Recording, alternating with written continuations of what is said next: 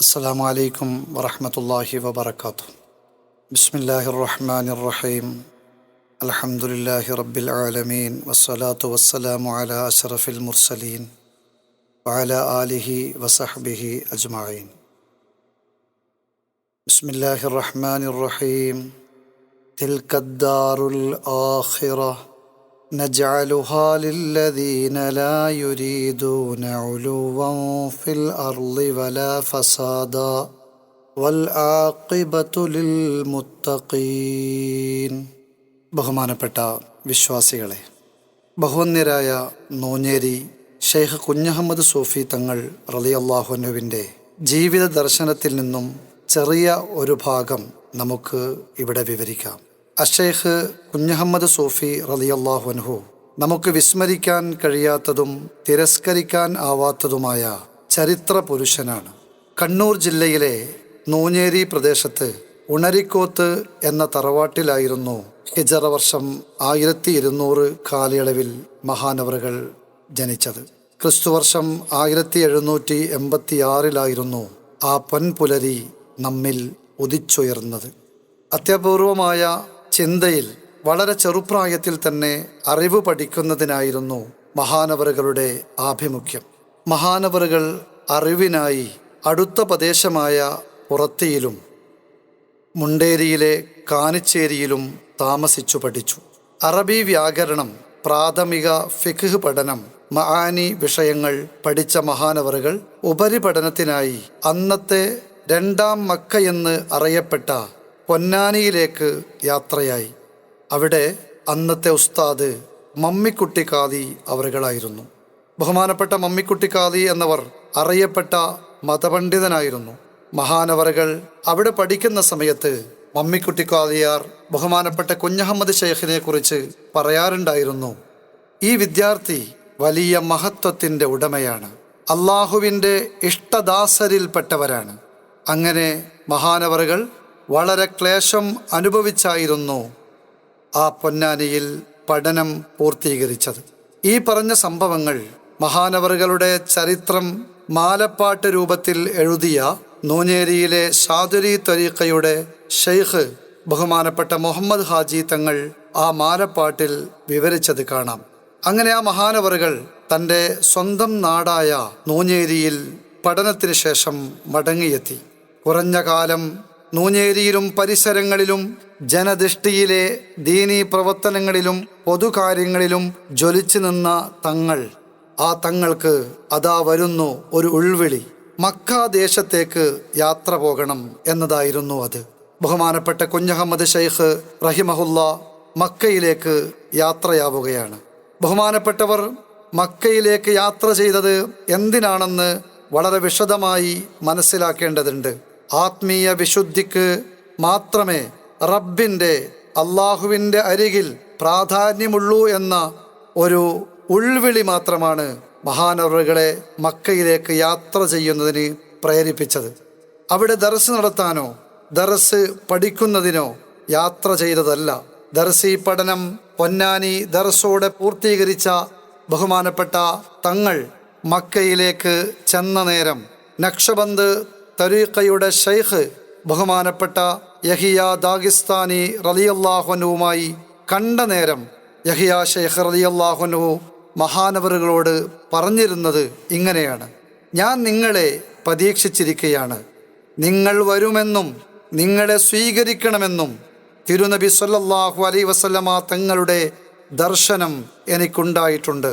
യഹിയ ഷെയ്ഖിൻ്റെ ഈ വാചകത്തിലൂടെ തന്നെ ആത്മീയതയുടെ ഉൾവിളി കേട്ടാണ് കുഞ്ഞഹമ്മദ് ഷെയ്ഖ് റളിയല്ലാഹു അൻഹു യഹിയ ഷെയ്ഖിൻ്റെ അരികിൽ പോയതെന്ന സത്യം നമുക്ക് വ്യക്തമാവുകയാണ്. യഹിയ ഷെയ്ഖ് തങ്ങളുടെ ദർശന സംഭവം അവരുടെ മകൻ ഖലീൽ പാഷ റളിയല്ലാഹു അൻഹു വിവരിച്ചിരുന്നു എന്ന് മുഹമ്മദ് ഹാജി തങ്ങൾ അവറുകൾ തൻ്റെ മാലപ്പാട്ടിൽ വിവരിച്ചത് കാണാം. എന്താണ് യഹിയ ഷെയ്ഖ് തങ്ങളുടെ ആ ആത്മീയ പരിശീലനം എന്നത് നാം സത്യമായും വ്യക്തമായും മനസ്സിലാക്കേണ്ടതുണ്ട്. അത് എന്താണെന്ന് യഹിയ ഷെയ്ഖ് തങ്ങളുടെ മറ്റൊരു മുരീദും തുർക്കിയിലെ അന്നത്തെ നക്ഷബന്ദ് ത്വരീഖയുടെ ഖലീഫയുമായ മുസ്തഫ സീറാൻ റളിയല്ലാഹു അൻഹു വളരെ വ്യക്തമായി വിവരിച്ചത് അവരുടെ ശിഷ്യന്മാർ തുർക്കി ഭാഷയിൽ രേഖപ്പെടുത്തിയത് കാണാം. മക്കയിലെ ജബൽ അബൂ ഖുബൈസിൽ യഹിയ ശൈഖ് തങ്ങൾക്ക് അവിടത്തേക്ക് വരുന്ന ആത്മീയ ദാഹികൾക്ക് വിശ്രമിക്കുന്നതിന് ഒരു സ്ഥാപനമുണ്ടായിരുന്നു. ആ സ്ഥലത്താണ് യഹിയ ശൈഖ് തങ്ങളുടെ താമസം. അവിടെ ആയിരങ്ങൾ ബഹുമാനപ്പെട്ട യഹിയ ശൈഖ് തങ്ങളെ സന്ദർശിക്കും. ഉന്നത മതപണ്ഡിതർ, സൂഫികൾ എല്ലാം അതിലുൾപ്പെടും. പക്ഷേ വരുന്നവരെല്ലാം തൻ്റെ മാർഗമായ നക്ഷബന്ദ് ത്വരീഖയിൽ പെട്ടെന്നങ്ങ് സ്വീകരിക്കുകയില്ല. പള്ളി ദർസിൽ ചേരാൻ ചെന്ന മതവിദ്യാർത്ഥിയെപ്പോലെ അല്ല ആ മഹാന്റെ അരികിലെത്തുന്ന ആളുകളെ സ്വീകരിക്കാറുള്ളത്. കാലങ്ങളോളം ആ സാവിയുടെ പടിവാതിക്കൽ കാത്തിരിക്കേണ്ടി വരും. അതാണ് മുസ്തഫ സീറാൻ എന്ന യഹിയ ശൈഖ് തങ്ങളുടെ തുർക്കിയിലെ ഖലീഫ പറഞ്ഞത്. മതപഠനം മുഴുവൻ പൂർത്തിയാക്കിയ ശേഷം ബഹുമാനപ്പെട്ട മുസ്തഫ സീറാൻ റളിയല്ലാഹു അൻഹു ആത്മീയത കൈവരിക്കാൻ മക്കയിലേക്ക് ഗുരുവിനെയും തേടി യാത്രയായി. തങ്ങൾക്ക് റൂമെടുക്കാനുള്ള കാശില്ലാതെ ജന്നത്തുൽ മുഅല്ലയിലെ ഖബറുകൾക്കിടയിലാണ് ബഹുമാനപ്പെട്ടവർ അന്തിയുറങ്ങിയത്. ഒരു ദിവസം മഹാനവറുകൾക്ക് ഒരു ദർശനമുണ്ടായി. ഒരാൾ വന്നു പറഞ്ഞു, നിങ്ങൾ ഷെയ്ഖ് യഹിയ ദാഗിസ്ഥാനിയുടെ അരികിലേക്ക് പോകണം. മഹാനവറുകൾ യഹിയ ശൈഖ് തങ്ങളെക്കുറിച്ച് അന്വേഷിച്ചു. യഹിയ ശൈഖ് തങ്ങളുടെ അരികിലേക്ക് പോവുകയാണ്. മഹാനവറുകളുടെ പടിവാതിക്കൽ അനവധി പേരുണ്ടായിരുന്നു. ആരോടും സംസാരിക്കുന്നില്ല. ഞാനും എൻ്റെ കൂടെയുള്ള യമനിയും പടിവാതിക്കൽ തന്നെ കാത്തിരുന്നു. ആ കാത്തിരിപ്പ് മാസങ്ങൾ കഴിഞ്ഞു. അതിനിടയിൽ കാത്തിരുന്ന പലരും ക്ഷമകേട് കൊണ്ട് ക്ഷമയില്ലാതെ പിരിഞ്ഞു പോയിരുന്നു. എന്നെയും കൂടെയുള്ള യമനിയെയും മഹാനവറുകൾ അതാ വിളിക്കുന്നു. നാം സന്തോഷത്തോടുകൂടി അദ്ദേഹത്തിൻ്റെ അടുത്തേക്ക് ചെന്നു. മഹാനവറുകൾ പറഞ്ഞൊരു വാചകമുണ്ട്: അറിവില്ലാതെ പ്രദേശങ്ങൾ വറ്റി വരണ്ടിരിക്കുകയാണ്. നിങ്ങൾ രണ്ടുപേരും എൻ്റെ ഇവിടെയുള്ള കൂട്ടുകാരോടൊന്നിച്ച് ചേർന്നുകൊള്ളുക.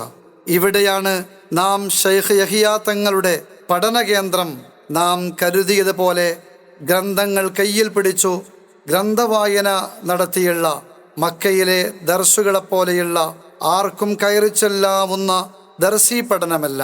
മാത്രവുമല്ല, ഗ്രന്ഥങ്ങൾ കൊണ്ടും കിതാബ് കൊണ്ടും അലതല്ലുന്ന ഉന്നത ദർസിൽ നടക്കുന്ന മക്കയിൽ വെച്ചാണ് ബഹുമാനപ്പെട്ട ഷെയ്ഖ് യഹിയ തങ്ങൾ പറയുന്നത് അറിവില്ലാതെ പ്രദേശങ്ങൾ വറ്റി വരണ്ടിരിക്കുന്നു എന്ന്. അപ്പോൾ എന്തറിവാണ് ഷെയ്ഖ് യഹിയ തങ്ങൾ അവിടുന്ന് നൽകുന്നതെന്ന് നാം മനസ്സിലാക്കേണ്ടതുണ്ട്. മുസ്തഫ സീറാൻ റളിയല്ലാഹു അൻഹു വീണ്ടും വിവരിക്കുന്നു: ഞാൻ യഹിയ ശൈഖിൻ്റെ കൂട്ടുകാരുടെ ഇടയിൽ കൂടി. കൂട്ടുകാരെന്ന് യഹിയ ശൈഖ് തങ്ങളുടെ പ്രയോഗം തന്നെ നാം മനസ്സിലാക്കേണ്ടതുണ്ട്. തിരുനബി സല്ലല്ലാഹു അലൈഹി വസല്ലമ തങ്ങൾ അവിടുത്തെ ശിഷ്യരെ അസ്ഹാബ് എന്നാണ് ഉപയോഗിച്ചത്. അതേ അസ്ഹാബ് അഥവാ കൂട്ടുകാർ എന്ന പദമാണ് യഹിയ ശൈഖ് തങ്ങൾ തൻ്റെ ശിഷ്യന്മാരെ അഭിസംബോധനം ചെയ്യുന്നത്. വാക്കിൽ പോലും താഴ്മ, ആ താഴ്മയിൽ നബി സല്ലല്ലാഹു അലൈഹി വസല്ലമ തങ്ങളുടെ ചര്യ നാം മനസ്സിലാക്കേണ്ടതുണ്ട്. അങ്ങനെ മുസ്തഫ സീറാൻ റളിയല്ലാഹു അൻഹു വിവരിക്കുന്നു: യഹിയ ശൈഖിന്റെ കൂട്ടുകാരോട് കൂടെ ഇരുന്നപ്പോഴാണ് അവിടുത്തെ അറിവിൻ്റെ ആഴമെന്താണെന്ന് നാം മനസ്സിലാക്കുന്നത്. ദർസി ഗ്രന്ഥങ്ങൾ ഉന്നത പണ്ഡിതന്മാരുടെ അരികിൽ നിന്നും പഠിച്ച മുസ്തഫ സീറാൻ റളിയല്ലാഹു അൻഹു അതൊന്നുമല്ല പഠനമെന്ന് വ്യക്തമാക്കുകയാണ്. മഹാനവറുകൾ വിവരിക്കുന്നു: ഹലാലും ഹറാമും എന്താണെന്ന് പരിശീലിപ്പിക്കാനായി ശരീരച്ചകളുമായി പൊരുതുന്നതിനുമായി മലമുകളിൽ താമസിപ്പിച്ചു. പച്ചപ്പുല്ലുകൾ പോലും ഭക്ഷിപ്പിച്ചായിരുന്നു ബഹുമാനപ്പെട്ട യഹിയ തങ്ങൾ ഞങ്ങളെ അവിടുന്ന് പരിശീലിപ്പിച്ചത്.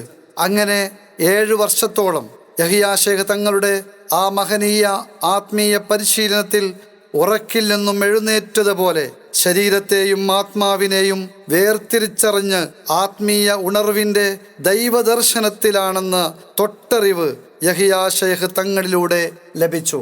ഇത് ഇത്രയും വിവരിച്ച് പറയുന്നത് ഷെയ്ഖ് യഹിയ തങ്ങളുടെ ആ പഠനം എന്തായിരുന്നു എന്ന് തിരിച്ചറിയുന്നതിന് മാത്രമാണ്. അത് എത്രയും വിവരിച്ചാൽ മതിയാവില്ല. ഇതുപോലെ തന്നെയാണ് നമ്മുടെ സ്മര്യ പുരുഷനായ ബഹുമാനപ്പെട്ട ഷെയ്ഖ് കുഞ്ഞഹമ്മദ് തങ്ങൾ റഹിമഹുല്ല. ആ പഠനത്തിന് വേണ്ടിയായിരുന്നു യഹിയ ശൈഖ് തങ്ങളെ അരികിലെത്തിയത്. തിരുനബി സല്ലല്ലാഹു അലൈഹി വസല്ലമ തങ്ങളുടെ ദർശനത്തിലൂടെയാണ് ഈ കണ്ടുമുട്ടലെന്നാണ് നേരത്തെ ഞാൻ സൂചിപ്പിച്ചത്. നമ്മുടെ ഹൃദയം ശുദ്ധിയായാൽ മാത്രമേ നാം നന്നാവുകയുള്ളൂ. നാം നന്നായാൽ മാത്രമേ നാം നേതൃനിരയിലുള്ളവരാണെങ്കിൽ സമൂഹം നന്നാവുകയുള്ളൂ. അറിവ് ധാരാളം ഉണ്ടായത് കാരണം നാം ഹൃദയശുദ്ധി കൈവരിച്ചവരാണെന്ന് ഇല്ല. ഹൃദയശുദ്ധി കൈവരിക്കാൻ നാം നമ്മുടെ സ്ഥാനമാനങ്ങൾ നിർബന്ധമായും ഒഴിവാക്കേണ്ടി വരും. ധനം എളുപ്പത്തിൽ സമ്പാദിക്കുന്ന മാർഗങ്ങളെ തള്ളേണ്ടി വരും. സ്ഥാനമാനങ്ങളോടുള്ള ആഗ്രഹവും പ്രശസ്തിയും പുകഴ്ത്തിപ്പാട്ടും എല്ലാം നമ്മുടെ മനസ്സിൽ കടന്നു വരുന്ന ഒരു മഹാവിപത്താണ്.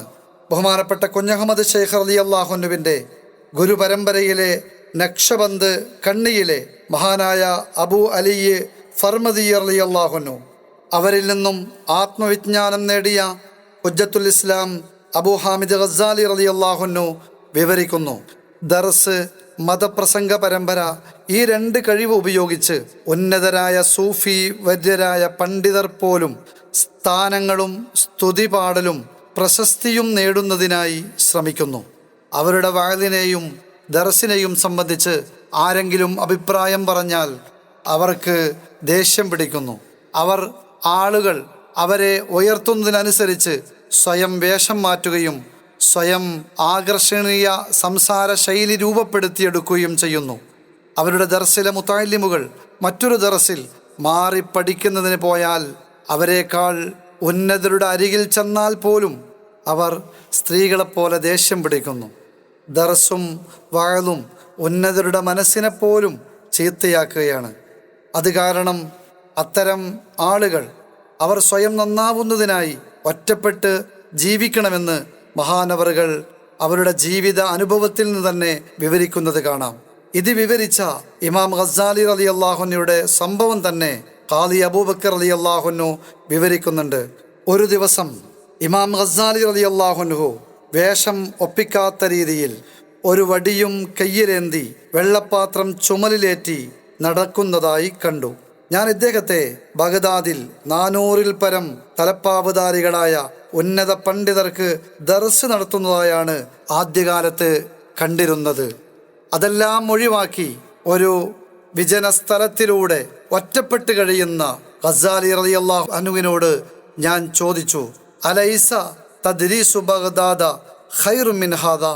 ആ ബഗ്ദാദിലുള്ള ദർസ് തന്നെയല്ലേ നിങ്ങൾക്ക് ഏറ്റവും ഖൈർ? നിങ്ങൾ എന്തിനാണ് അത് ഒഴിവാക്കിയത്? ഇത് കേട്ട നേരം എന്നെ അവർ തുറിച്ചു നോക്കിയ ശേഷം പറഞ്ഞു, ഞാൻ എന്നെ വിശുദ്ധമാക്കട്ടെ, ഞാൻ എന്നെ വൃത്തിയാക്കട്ടെ. അതാണ് കുഞ്ഞഹമ്മദ് ശൈഖ് റളിയല്ലാഹു അൻഹുവും ഉന്നത ദർസി പഠനത്തിന് ശേഷം ചിന്തിച്ചത്. അഥവാ സ്ഥാനമാനങ്ങൾ ലഭിക്കുന്നതിൻ്റെ പിന്നാലെ നടന്നാൽ സ്വയം നാം ചീത്തയാവും. ഇമാം ഗസാലി റളിയല്ലാഹു അൻഹു പറഞ്ഞതുപോലെ സ്ഥാനമാനങ്ങൾക്ക് വേണ്ടി അടികൂടുമ്പോൾ മതപണ്ഡിതർ കാരണം സമൂഹം നശിക്കും. തിരുനബി സല്ലല്ലാഹു അലൈഹി വസല്ലമ തങ്ങൾ ഒരിക്കൽ പറഞ്ഞു, മാസിബാനി ജാഇആനി ഉർസിലാ ഫി ഗനമിൻ ബിഅഫ്സദ ലഹാ മിൻ ഹിർസിൽ മർഇ അലൽ മാലി വശറഫി ലിദീനിഹി.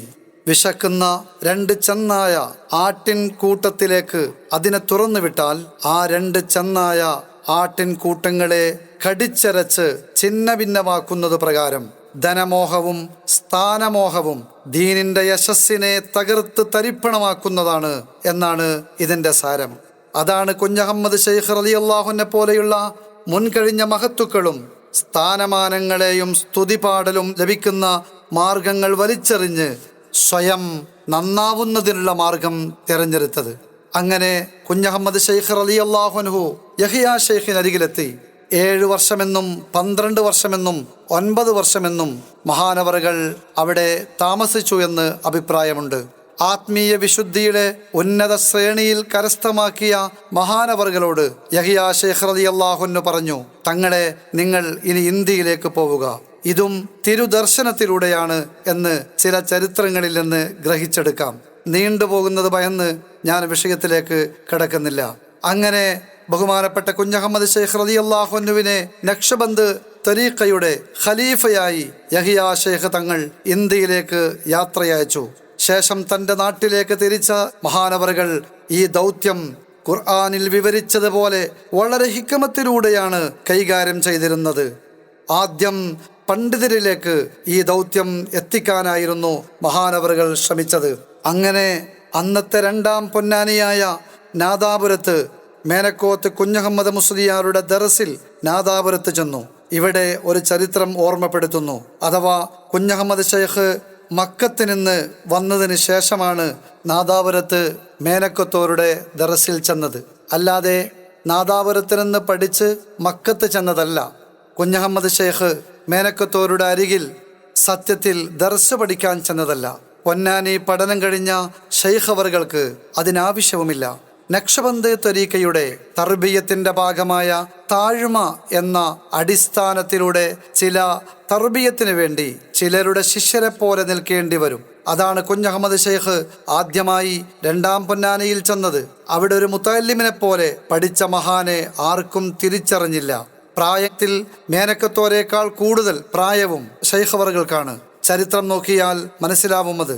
മഹാനവറുകൾ അവിടെ താമസിക്കുന്ന സമയത്ത് ഒരു ദിവസം ഒരു വീട്ടിൽ ഭക്ഷണത്തിന് ചെന്നപ്പോൾ അവിടുന്ന് മാംസം ഭക്ഷിച്ചില്ല. വീട്ടുകാർ അന്വേഷിച്ചു. അപ്പോൾ അദ്ദേഹം പറഞ്ഞു, എനിക്ക് അത് പറ്റില്ല എന്ന് മാത്രം. പിന്നീടാണ് അറിയുന്നത്, ഒരു ആടിനെ കളവ് നടത്തി ചന്തയിൽ വിറ്റെടുത്ത് നിന്നാണ് അറവുകാരൻ വാങ്ങി അറുത്തത്. അങ്ങനെയുള്ള ചില സംഭവം നാദാപുരത്ത് താമസിച്ച നേരം ഉണ്ടായിരുന്നതായി ശംസുൽ ഉലമാ കീഴന കുഞ്ഞബ്ദുള്ള മുസ്ലിയാർ പറയുകയുണ്ടായി. മറ്റു മഹാന്മാരും ഈ സംഭവം വിശദീകരിച്ചിട്ടുണ്ട്. അവിടെ താമസിക്കുന്ന നേരമാണ് പാലത്തുങ്കര റമദാൻ ശൈഖിനെ സംബന്ധിച്ചുള്ള അറിവ് മേനക്കത്തോർക്ക് ലഭിക്കുന്നത്. അദ്ദേഹം അവിടുത്തെ മുത്തവല്ലിയായ ഞാറ്റിയത്തോരോട് സംഭവം പറഞ്ഞപ്പോൾ നമ്മുടെ ദർസിലെ നൂഞ്ഞേരിക്കാരനോട് പറയാം. അങ്ങനെയാണ് കുഞ്ഞഹമ്മദ് ശൈഖിനെയും കൂട്ടി അവർ രണ്ടുപേരും അഥവാ ഞാറ്റിയത്തോരും മേനക്കത്തോരും റമദാൻ ശൈഖിനരികിലെത്തുന്നത്. ഉടനെ ഈ വിവരമറിഞ്ഞ റമദാൻ ശൈഖ് റഹിമഹുല്ല എൻ്റെ ശൈഖ് വരുന്നുണ്ടെന്ന് പറഞ്ഞ് ആൾക്കൂട്ടത്തിൽ നിന്ന് ഇറങ്ങിയോടി കുഞ്ഞഹമ്മദ് ശൈഖിനെ ബഹുമാനിക്കുന്നതാണ് ഞാറ്റിയത്തോരും മേനക്കത്തോരും പിന്നീട് കാണുന്നത്. ആ സന്ദർഭത്തിലാണ് കുഞ്ഞഹമ്മദ് ശൈഖാണ് റമദാൻ ശൈഖിന്റെ ഉപദേഷ്ടാവും ഗുരുവുമെന്നത് അവിടെ വന്ന മേനക്കത്തോർക്കും ഞാറ്റിയത്തോർക്കും തിരിച്ചറിഞ്ഞത്. ശേഷം ഞാറ്റിയത്തോർ കുഞ്ഞഹമ്മദ് ശൈഖുമായി ബന്ധം സ്ഥാപിച്ചു. മേനക്കത്തോരും നല്ല ബന്ധം സ്ഥാപിച്ചു. ഇവർ പിന്നീട് മഹാനവറുകളുടെ ഖാദിമും മുരീദുമായ സംഭവം മുഹമ്മദ് ഹാജി തങ്ങള് മൗലിദ് ഗ്രന്ഥത്തിൽ വിശദീകരിക്കുന്നുണ്ട്. അങ്ങനെ കേരളത്തിൻ്റെ രണ്ടാം പൊന്നാനിയായ അനവധി പണ്ഡിതന്മാരുടെ തറവാട് എന്നറിയപ്പെടുന്ന നാദാപുരത്ത് അന്നത്തെ ഉസ്താദുമാരുടെ ഉസ്താദായ മേനക്കത്തോരിൽ ആത്മീയ ഉത്ബോധനം ശൈഖ് അവറുകൾ നടത്തി. പിന്നീട് മഹാനവറുകളെ തേടി രണ്ടാം മക്കയായ പൊന്നാനി പ്രദേശത്തുള്ള പൊന്നാനി വലിയ പള്ളിയിലെ അന്നത്തെ മുദരിസും ഉന്നത പണ്ഡിതനുമായ സൈനുദ്ദീൻ മഖ്ദൂം മൂന്നാമൻ റളിയല്ലാഹു അൻഹു, മഖ്ദൂം കുഞ്ഞൻ ബാവ മുസ്ലിയാർ ഇവർ തിരുസന്നിധിയിലെത്തി. അങ്ങനെ അവരും മഹാനവറുകളെ ബൈഅത്ത് ചെയ്തു. അത് മുഹമ്മദ് ഹാജി തങ്ങൾ തൻ്റെ മൗലിദ് ഗ്രന്ഥത്തിൽ പദ്യരൂപത്തിൽ വിവരിച്ചത് കാണാം. വകം ഹിബിരിൻ ഖത്താബഹു സുമ്മ ബായഉ വകം സാദതിൻ മഅദൂദതിൽ ഫളി വൽ ഫഖരി ومنها الإمام الباهر المتفطن شهير بزين الدين مخدوم الكبرى. പ്രിയപ്പെട്ട സുഹൃത്തുക്കളെ, അനവധി പർവ്വതം പോലുള്ള പർവ്വത സമാനമായ പണ്ഡിതരും ഉന്നതനുമായ ആളുകൾ മഹാനവറുകളെ പിന്തുടരുകയും ബൈഅത്ത് ചെയ്യുകയും ചെയ്തിട്ടുണ്ട്. അതിലുൾപ്പെട്ടവരാണ് ബഹുമാനപ്പെട്ട സൈനുദ്ദീൻ മഖ്ദൂം മൂന്നാമൻ റളിയല്ലാഹു അൻഹു. കേരളത്തിൽ അറിയപ്പെട്ട അനവധി പണ്ഡിതന്മാരുടെ ഗുരുവാണ് ബഹുമാനപ്പെട്ട സൈനുദ്ദീൻ മഖ്ദൂം മൂന്നാമൻ റളിയല്ലാഹു അൻഹു. അവരും തിരിച്ചറിവ് ലഭിച്ചതോടെ കുഞ്ഞഹമ്മദ് ശൈഖ് റളിയല്ലാഹു അൻഹുവിനെ ബൈഅത്ത് ചെയ്ത് സ്വയം ശുദ്ധി വരുത്തുന്നതിനായി ത്യാഗജീവിതം നയിച്ചു. അങ്ങനെ ഉന്നത ദർസി പഠന കേന്ദ്രമായ പൊന്നാനിയിലും നാദാപുരത്തും ആത്മീയ വെളിച്ചം ശൈഖ് അഹമ്മദ് സൂഫിയിലൂടെ അക്കാലത്ത് ലഭ്യമായിരുന്നു എന്ന് നമ്മൾ ഇതിലൂടെ മനസ്സിലാക്കുകയാണ്. അതാണ് മഹാനവറുകളെ സംബന്ധിച്ച് മഹാനവറുകളുടെ മുരീദായ അംനി ദ്വീപിൽ മറവ് ചെയ്യപ്പെട്ട അഹമ്മദ് നക്ഷബന്ദ് റളിയല്ലാഹു അൻഹു രേഖപ്പെടുത്തി വെച്ചത് അഅലമു സമനിഹി ബിത്തർബിയത്തി വൽ ഇർഷാദ്. ആ കാലഘട്ടത്തിൽ മനുഷ്യരെ ആത്മീയമായി നേർവഴി തെളിയിച്ചു നിർത്താൻ ആ കാലഘട്ടത്തിൽ ഏറ്റവും അറിവുള്ള മഹാനാണ് കുഞ്ഞഹമ്മദ് ശൈഖ് റളിയല്ലാഹു അൻഹു. അങ്ങനെ അക്കാലത്തുള്ള അനവധി ഉന്നതരായ മതപണ്ഡിതർ മഹാനവറുകളിൽ നിന്നും ആത്മീയത വെളിച്ചത്തിനായി ഒഴുകിയെത്തിയെന്നത് ചരിത്രത്തിൽ കാണുകയാണ്. പല ഉന്നതരുടെയും പേരെടുത്ത് തന്നെ ഷെയ്ഖ് മുഹമ്മദ് ഹാജി തങ്ങൾ രേഖപ്പെടുത്തി വച്ചിട്ടുണ്ട്. അപ്രകാരം നക്ഷബന്ദ് തരീഖ, മറ്റ് തരീഖ സ്വീകരിച്ചവർ പൂർണ്ണതയ്ക്ക് വേണ്ടി സ്വീകരിക്കുന്ന മാർഗമാണ്. അതാണ് കുഞ്ഞഹമ്മദ് ഷെയ്ഖിന്റെ ഈ മാർഗത്തിൽ അന്നത്തെ മതപണ്ഡിതർക്ക് പുറമെ അന്നത്തെ ഔലിയാക്കളും ചേരേണ്ടി വന്നത്. ആ കാലത്തുള്ള അനവധി കറാമത്തിന്റെ ഉടമകളായ പുറത്തിയിലെ പരമ്പരയിലെ കല്ലായി കമാലുദ്ദീൻ ഷെയ്ഖ് റളിയല്ലാഹു അൻഹു, വളപട്ടണം പരമ്പരയിലെ ഷെയ്ഖ് സയ്യിദ് മുഹമ്മദ് ബാലാഫത്തൻ റളിയല്ലാഹു അൻഹു, താനൂരിലെ അബ്ദുറഹ്മാൻ ഷെയ്ഖ് റളിയല്ലാഹു അൻഹു തുടങ്ങി അക്കാലത്തെ ഉന്നതർ അവസാനമായി കുഞ്ഞഹമ്മദ് ഷെയ്ഖിന്റെ അരികിൽ അവരുടെ ആത്മീയ ഉന്നമനത്തിനായി എത്തിച്ചേർന്നതും ഈ വന്നിരുന്ന മഹാന്മാരെ വളരെ ഉന്നതിയിലായ രൂപത്തിൽ മഹാനവറുകൾ തർബിയത്ത് ചെയ്തു. താനൂർ അബ്ദുറഹ്മാൻ ഷെയ്ഖിനെ ബഹാവുദ്ദീൻ നക്ഷബന്ദ് റളിയല്ലാഹു അൻഹു അവരുടെ ശിഷ്യനായ അലാവുദ്ദീൻ അത്താറിനെ തർബിയത്ത് ചെയ്തതുപോലെ മകൾക്ക് പുതിയാപ്പിളിയാക്കിക്കൊണ്ടായിരുന്നു തർബിയത്ത് ചെയ്തിരുന്നത്. അവരുടെ ജ്യേഷ്ഠ സഹോദരനെയും അപ്രകാരമാണ് തർബിയത്ത് ചെയ്തത്. ബഹാവുദ്ദീൻ നക്ഷബന്ദ് റളിയല്ലാഹു അൻഹു അലാവുദ്ദീൻ അത്താർ റളിയല്ലാഹു അൻഹു ദർസ് നടത്തുന്ന കോളേജിൽ ചെന്നുകൊണ്ട് ഒരു ദിവസം പറഞ്ഞു, നിങ്ങൾ എൻ്റെ മകളെ വിവാഹം കഴിക്കണം. അങ്ങനെ അവർക്ക് വിവാഹം ചെയ്തു കൊടുത്തു. മാത്രമല്ല അങ്ങാടിയിൽ പോയി കച്ചവടം ചെയ്ത് ജീവിക്കണമെന്ന ഉപദേശവും നൽകി. കച്ചവടത്തിലൂടെ തർബിയത്ത് ചെയ്ത സംഭവം ബഹാവുദ്ദീൻ നക്ഷബന്ദ് റളിയല്ലാഹു അൻഹുവിന്റെ ചരിത്രത്തിൽ നമുക്ക് വായിച്ചെടുക്കാൻ കഴിയും.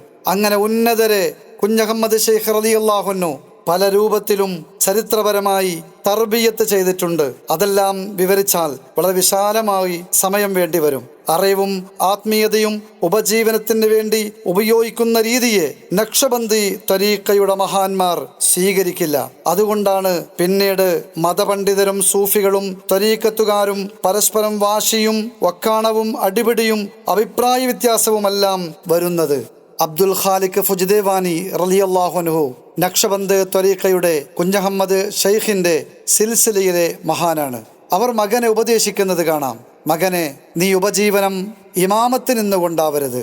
നക്ഷബന്ദ് സിൽസിലയിലെ ഉന്നതരായ സിദ്ദീഖ് റളിയല്ലാഹു അൻഹു അതേ സിൽസിലയിലെ സൽമാനുൽ ഫാരിസി റളിയല്ലാഹു അൻഹുവിനോട് ഉപദേശിച്ചതും നിത്യജീവിതത്തിന് സ്വയം തൊഴിലെടുത്ത് ജീവിക്കാനാണ്. അങ്ങനെയാണ് സ്വത്തുക്കൾ ധാരാളമുള്ള സൽമാൻ ഫാരിസി റളിയല്ലാഹു അൻഹു കൊട്ടമടഞ്ഞ് ജീവിച്ചതും. ചുരുക്കത്തിൽ ആത്മീയ വിശുദ്ധിക്ക് തടസ്സം സൃഷ്ടിക്കുന്ന ധനത്തിനും സ്ഥാനമാനത്തിനും വേണ്ടിയുള്ള അടിപിടി ഇല്ലാതാക്കാനുള്ള ഉപദേശവും അത് കാരണം ദീൻ നശിക്കാതിരിക്കാനുള്ള ഉപദേശങ്ങളും മതപണ്ഡിതർക്കും സൂഫികൾക്കും തരീഖത്തുകാർക്കും ഉപദേശം നൽകുന്ന മാർഗമാണ് നഖ്ശബന്ദ്. കറാമത്ത് പ്രകടിപ്പിച്ച് ആളക്കൂട്ടൽ തുടങ്ങി അസാധാരണത്വം അനാവശ്യമായി പ്രകടിപ്പിക്കുന്ന വഴികൾ പോലും നഖ്ശബന്ദ് തരീഖയുടെ മഹാന്മാർ ശക്തമായി വിലക്കിയത് ചരിത്രത്തിൽ കാണാൻ കഴിയും. കറാമത്തിന്റെ ചെറുപ്പ വലുപ്പമല്ല മഹാന്മാരുടെ സ്ഥാനം നിർണയിക്കുന്നത്.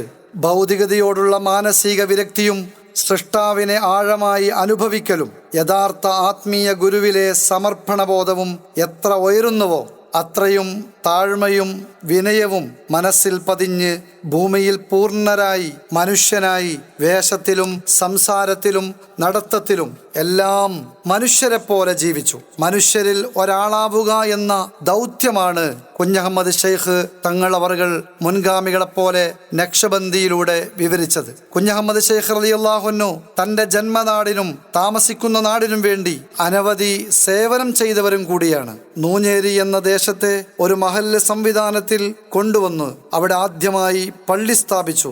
തൻ്റെ താമസദേശമായ കണ്ണൂരിലെ കാലടി എന്ന സ്ഥലത്ത് തൻ്റെ ഗുരുവിൻ്റെ സ്മരണയ്ക്കായി ബഹുമാനപ്പെട്ട യഹിയ ശൈഖ് തങ്ങളുടെ പേരിൽ ഒരു പള്ളി സ്ഥാപിച്ചു. അവിടുത്തെ ജനങ്ങളെ ക്രമത്തിലാക്കി.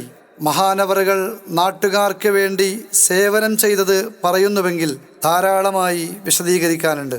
കുഞ്ഞഹമ്മദ് ഷെയ്ഖ് റളിയല്ലാഹു അൻഹു മക്കയിൽ നിന്ന് തിരിച്ചു വന്ന ശേഷം നൂഞ്ഞേരിയിൽ സ്ഥാപിച്ച ആ ചെറിയ പള്ളിയിൽ അന്ന് തന്നെ ജുമയും സ്ഥാപിച്ചു. കിലോമീറ്റർ ചുറ്റളവിൽ അവിടെയൊന്നും അന്ന് ജുമ ഉണ്ടായിരുന്നില്ല.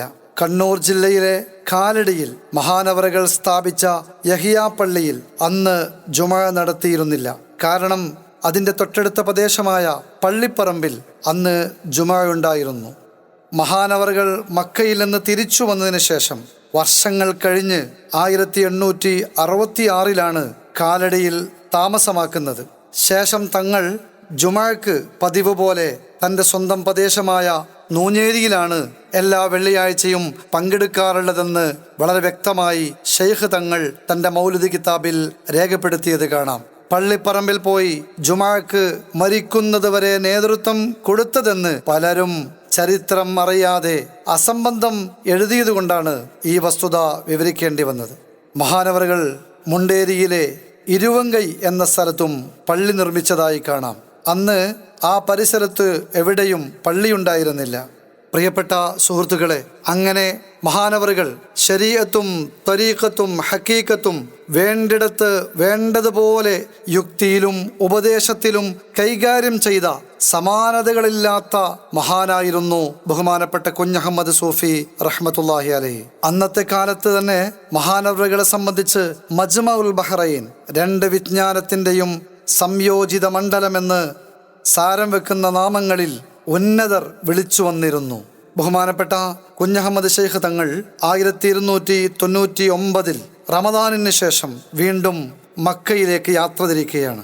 തൻ്റെ ഷെയ്ഖായ യഹിയ തങ്ങളുടെ സന്നിധിയിലേക്ക് മഹാനവറുകളെ കണ്ട് ഹജ്ജ് കർമ്മം നിർവഹിച്ച് ഹിജറ 1300 മുഹറം മാസത്തിൽ തിരിച്ച് നാട്ടിലേക്ക് മടങ്ങുമ്പോൾ മഹാനവറുകൾ ശാരീരികമായി നല്ല ആരോഗ്യത്തിലായിരുന്നില്ല. മുംബൈയിലെത്തിയ നേരം അല്പം രോഗം കൂടി. ശേഷം കുറച്ച് സുഖം പ്രാപിച്ചപ്പോൾ ശേഷം അവിടുന്ന് ഗോവ മാർഗം യാത്ര ചെയ്യാനായി കപ്പലിൽ കയറി. മഹാനവറുകൾ മുഹറം 28 രാവിലെ ളുഹാ സമയത്തിൻ്റെ അല്പം മുമ്പ് തൻ്റെ കൂടെയുള്ളവരോട് പറഞ്ഞു, ഞാൻ മരിച്ചിരുന്നുവെങ്കിൽ കടലിൽ തന്നെ മറവ് ചെയ്യണം, കരയിൽ കൊണ്ടുപോകരുത്, നിങ്ങൾ യാസീൻ ഓതുക. അങ്ങനെ കൂടെയുള്ളവരോടൊപ്പം മഹാനവറുകളും യാസീൻ ഓതി.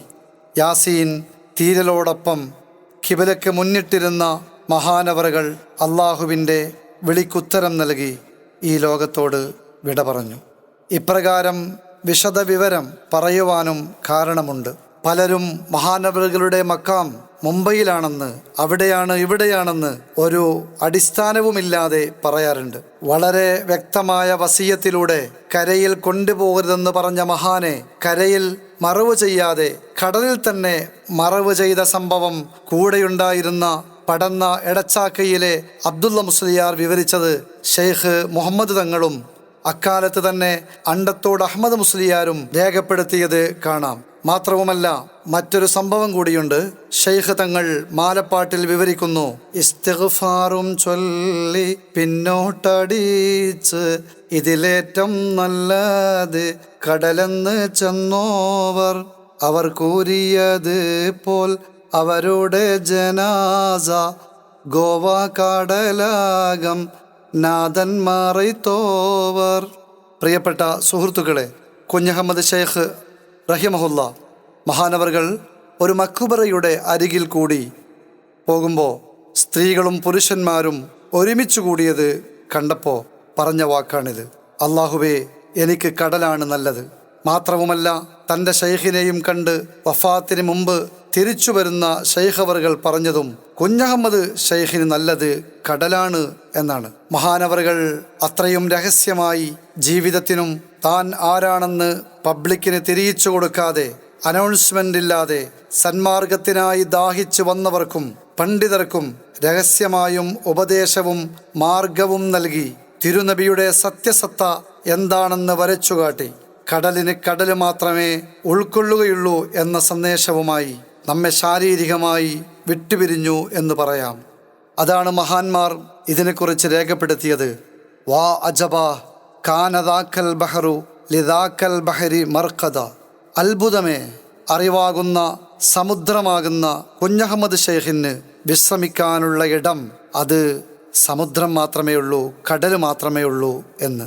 അറിവെന്ന സമുദ്രമായ കുഞ്ഞഹമ്മദ് ഷെയ്ഖിനെ ഉൾക്കൊള്ളാൻ വിശാലമായ സമുദ്രം തന്നെ വേണ്ടി വന്നു. ഇത് അത്ഭുതകരമായ ഒരു സംഭവമായിട്ടാണ് മഹാന്മാർ വിവരിച്ചത്.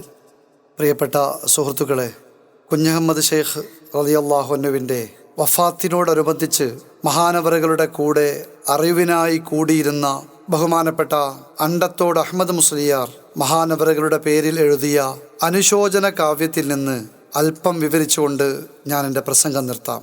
നഹ്വുല്ലഹു സർഫുൽ മാനി ലിൽ അലാ മന്ദിഖുഹും ബയാനു ഫിഖ്ഹിൽ ലിൽ മലാ. സർഫ്, നഹ്വ്, മന്ദിഖ്, മആനി, ഫിഖ്ഹ് തുടങ്ങി ദർസി വിജ്ഞാന മേഖലകളിൽ അത്യുന്നതവും ആഴവും നിറഞ്ഞ അറിവ് കുഞ്ഞഹമ്മദ് ശൈഖ് റളിയല്ലാഹു അൻഹു കരസ്ഥമാക്കിയിരുന്നു. തൗഹീദുഹു ഇസ്തിഗ്വാനു കുല്ലിൻ മാ ഖലാ മൗലാഹു ഫീ തസവ്വുഫിൻ മുബത്തിലാ. എങ്കിലും അത്തരം മേഖലകളിൽ നിന്നും പാടെ ഒഴിഞ്ഞു നിന്നും അത്തരം വിഷയങ്ങൾക്കൊന്നും പ്രാമുഖ്യം നൽകാതെയും സൃഷ്ടാവിനെ അറിയുന്ന വിജ്ഞാനത്തിൽ മാത്രം ലയിച്ചവരായിരുന്നു ബഹുമാനപ്പെട്ട ശൈഖ് അവറുകൾ. ഫിൽ ഔസാഫി ഫഹുവ അംബലു മിനർ റഫീഇ മിസ്ല തിബിരിൻ അഖ്മലു സൗതം മിനസ് സുഫരി വദാലാ യുഫ്ളലു ബിസ്സൗതി മിൻ തിബിരിൻ വബൽദാ അഫ്ളലു. ശൈഖ് അവറുകൾ നാടിനെ ഇളക്കിമറിച്ചും ശക്തിപ്രകടനം നടത്തിയും ജനമനസ്സിൽ ശ്രദ്ധ പതിപ്പിക്കുന്നതിൽ നിന്നും ഒഴിഞ്ഞു നിന്ന സ്വർണ്ണക്കട്ടി പോലുള്ള മൂല്യമുള്ള മനുഷ്യനാണ്. ചെമ്പിന് കൊട്ടിയാൽ ശബ്ദമുണ്ടാവുന്നത് പോലെ സ്വർണത്തിന് കൊട്ടിയാൽ ശബ്ദമുണ്ടാവില്ലല്ലോ. ശബ്ദമുള്ളത് കൊണ്ട് ചെമ്പ് ലോഹം സ്വർണ്ണലോഹത്തിനും മുന്തിയതാവില്ലല്ലോ. ഇതാണ് കുഞ്ഞഹമ്മദ് ശൈഖ് റളിയല്ലാഹു അൻഹു. നിശബ്ദ ആത്മീയ വിജ്ഞാന മുന്നേറ്റം ആരിലും കൂടുതൽ ശ്രദ്ധ പതിപ്പിക്കാതെ ഉന്നതരിൽ പരത്തിയ മഹാനായിരുന്നു. ജനമുന്നിൽ അറിവും പ്രശസ്തിയും മറ്റു ചിലർക്കാണെങ്കിലും മൂല്യമുള്ള വിജ്ഞാനം ശൈഖ് അവറുകളിൽ മാത്രമാണ്. ഹൽ മിസ്ലുഹു ലൗ ഖീല കുൻ മുജീബാ ഫിൽ അസ്രി ലാ തകുനിൽ മുസീബാ. മഹാനവറുകളുടെ കാലഘട്ടത്തിൽ അറിവിലും തർബിയത്തിലും മഹാനവറുകളോട് തുല്യരായി ഒരാളെയും കണ്ടെത്താൻ സാധ്യമല്ല. കം ആനിദില്ലാഹു ഗദാ മുനീബാ തൗഅൻ വസംഅൻ ആശിഖൻ മാഹിബാ. മഹാനവറുകളുടെ വിമർശകർ പോലും പിന്നീട് മഹാനവറുകളുടെ അടുത്ത സ്നേഹികളായി മാറിമറിഞ്ഞ സംഭവം തന്നെ ധാരാളമുണ്ട്. അല്ലാഹു സുബ്ഹാനഹു വ തആല നേർമാർഗത്തിന് മുന്നിൽ അധികാരത്തിനും സ്ഥാനമാനത്തിനും പ്രശസ്തിക്കും വില കൽപ്പിക്കാത്ത വിശ്വാസികളിൽ മഹാനവറുകളുടെ മാർഗത്തിൽ എത്തിച്ച് നമ്മെ അല്ലാഹു അനുഗ്രഹിക്കുമാറാകട്ടെ. സുബ്ഹാനകല്ലാഹുമ്മ വബിഹംദിക അഷ്ഹദു അല്ലാ ഇലാഹ ഇല്ലാ അൻത അസ്തഗ്ഫിറുക വഅതൂബു ഇലൈക്. അസ്സലാമു അലൈക്കും വറഹ്മത്തുള്ളാഹി വബറകാതുഹു.